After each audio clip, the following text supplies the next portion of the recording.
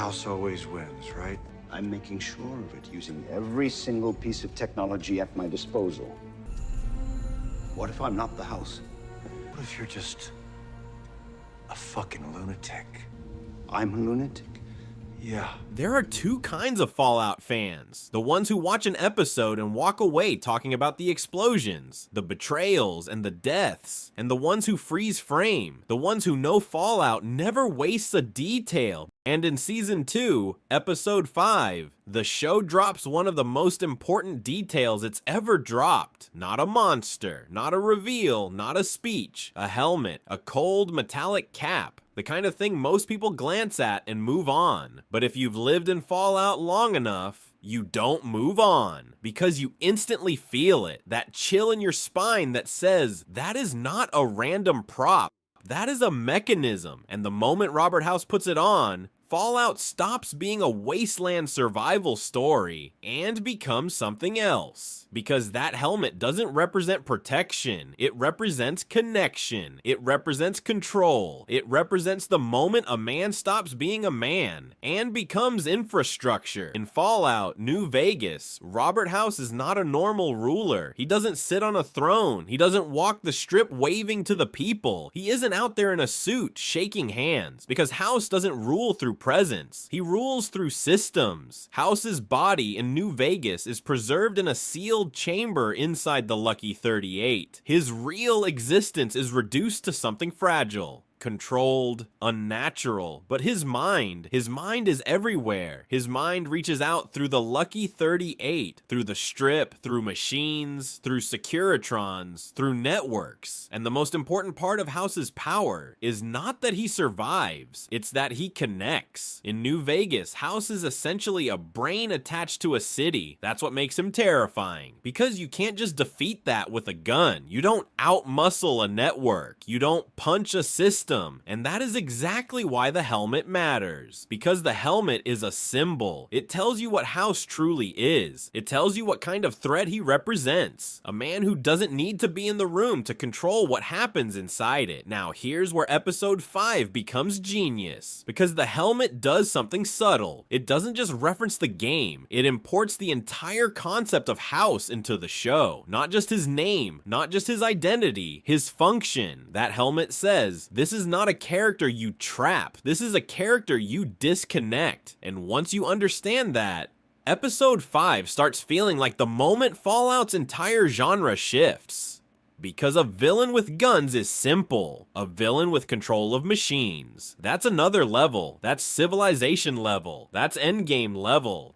You're not fighting a person. You're fighting the future. So let's walk through what the helmet is telling us, without making up anything the show hasn't earned. We see House, we see the helmet, we see him wear it. We don't get a line like, this will connect me to the Lucky 38. We don't get exposition, but Fallout doesn't need to explain it because the helmet is already a language. And when the show speaks the game's language this clearly, it's doing it with intent. This is the same series that hides meaning inside brand names, inside pre-war posters, inside terminal screens, inside the way a character glances at a door before walking through it. So if the show is willing to import that helmet with that design, it's telling you House's relationship with technology is not optional. It's not cosmetic. It's essential. He is not just a man who has gadgets. He is a man whose life is bound to them. And that matters because Episode 5 is not a normal episode. Episode 5 is a hinge episode. It's one of those episodes where the show stops asking, can our characters survive today? And starts asking, can they survive the forces behind today? Because the show is looking back into the pre-war world and revealing something that Fallout has always hinted at. The apocalypse wasn't just a collapse, it was a controlled demolition. And if House is a man who saw that coming and built systems to survive it, then he isn't just reacting to the apocalypse, he's part of its blueprint. And that that is where the helmet becomes darker, because the helmet doesn't just mean House is smart. It means House has already separated his mind from his body, and that is the first step toward becoming immortal in the Fallout universe. Not in the magical fantasy sense, but in the corporate, disgusting, clinical sense. Fallout immortality is never beautiful. It's always a trade, a sacrifice, a loss of humanity in exchange for permanence. And that helmet represents the price of staying in control forever. You don't get to be the ruler of tomorrow without cutting yourself away from normal life. So when House puts the helmet on, it's not a hype moment, it's a horror moment, because it means House is willing to become something inhuman to stay in charge. And that tracks perfectly with what we see from him. He's a man who doesn't talk like someone who wants to live in the world. He talks like someone who wants to own it. Fallout putting that object on screen is like placing a loaded gun on the table. In storytelling, you don't place loaded guns for decoration. You place them because someone's going to use them. So here's the real question.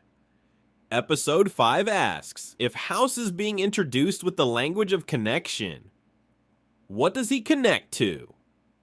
Let's get cinematic, because when most people think of Fallout, they think the Wasteland is the main villain. Radiation, raiders, mutants, monsters in the dust. But the longer you stay in Fallout, the more you realize the real villain is the part of society that survived. The part that stayed clean. The part that kept making plans. The part that never stopped playing God. That's why Vault Tech is terrifying. That's why experiments are terrifying, because even after the bombs, someone is still running the program. House is the kind of figure who doesn't just survive the apocalypse, he tries to manage it. He tries to steer it. He tries to turn chaos into order. And in Fallout, order is just another word for control. So the helmet doesn't tell us House is weak. It tells us House is prepared. Prepared in the way only pre-war monsters can be prepared. Prepared like he's been waiting for the world to burn, because he already has the firewall installed. House is not scary because he's violent. House is scary because he's stable. In a world where everyone breaks, House stays clean. In a world where everyone improvises, House executes. And in a world where everybody is fighting to survive the moment, House is building for the century. So in episode 5, that helmet becomes symbolic of the difference between two types of power, the Wasteland power and the pre-war power. The Wasteland power is brute force. The pre-war power is systems. One is loud, one is silent, and the silent one always wins eventually, because systems don't need to punch you. They just need you to depend on them. And that's where House becomes the perfect representation of Fallout's deepest horror, because House isn't just a villain or an ally. He's a choice. He's Fallout's version of the question, would you rather have chaos or control? And the terrifying part is, the moment you get tired of chaos, you start wanting control. That's how Fallout traps you. That's how it traps characters. That's how it traps viewers. And the helmet is the reminder that House offers something seductive, stability, safety, infrastructure, but it comes at a cost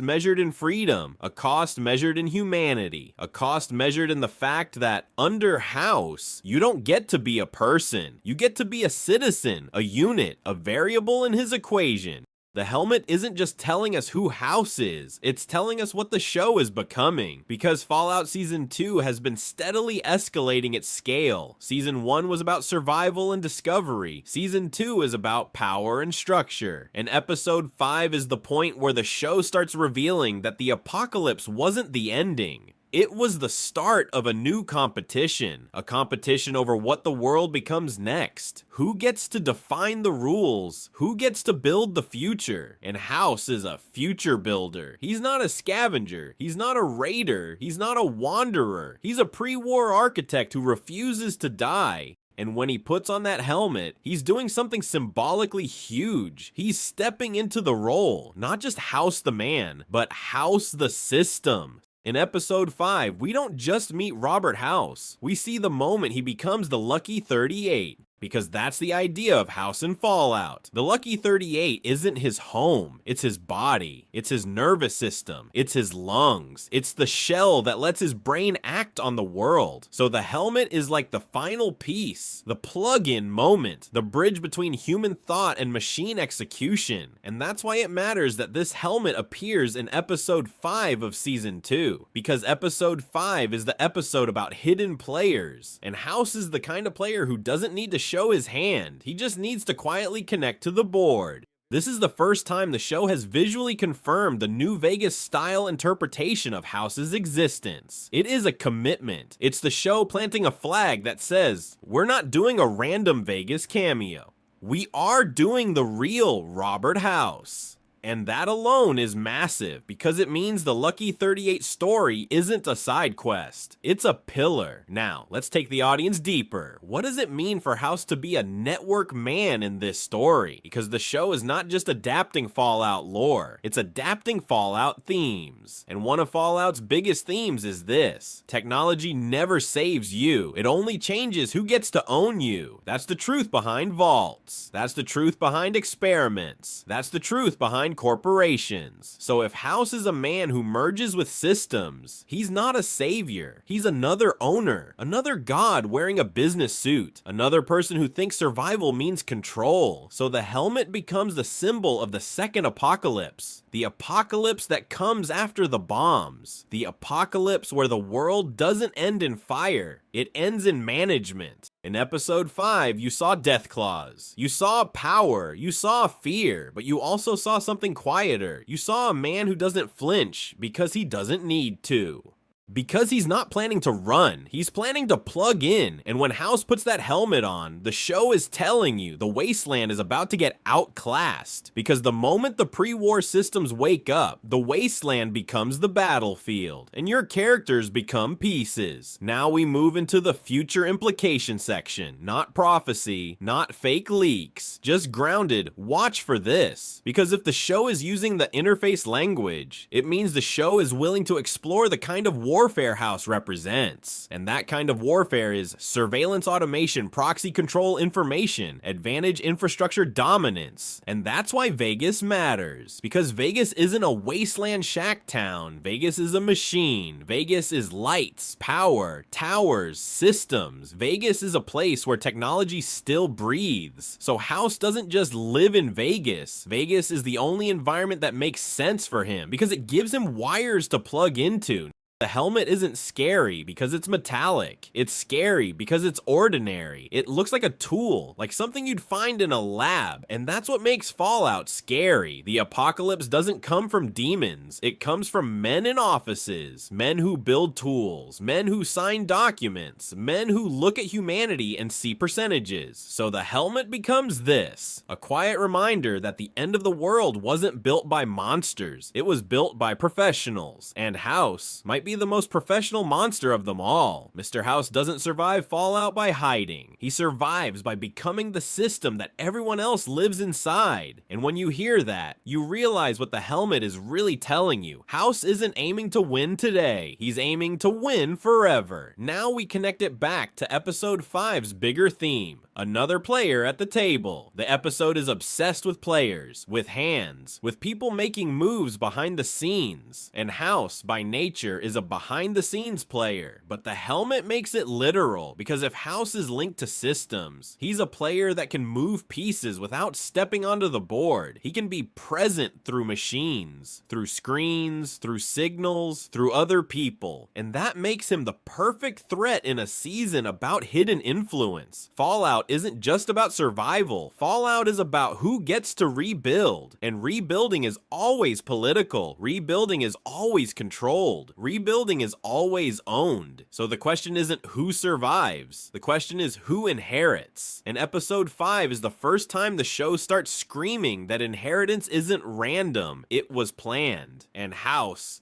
is one of the planners. So the helmet becomes the inheritance symbol. The crown. Not a crown of gold. A crown of wires, a crown of circuitry, a crown that says, I don't need armies, I need access. Episode 5 didn't show you the helmet for nostalgia. nostalgia. It showed you the helmet to reframe Robert House, to show you the truth. This man isn't trying to survive the wasteland. He's trying to replace it. He's trying to rebuild civilization in his image. And when he puts on that helmet, it's the moment he reminds the world what he really is. Not a survivor, not a king, not even a villain, a system. And in Fallout, the moment a man becomes a system, you stop fighting a character. You start fighting the future. So the next time you see Robert House, don't ask what he wants. Ask what he's connected to. Because the day House plugs in, the wasteland doesn't get safer. It just gets owned. And if you thought the apocalypse ended when the bombs fell, Fallout Season 2, Episode 5 just warned you. That was only the beginning.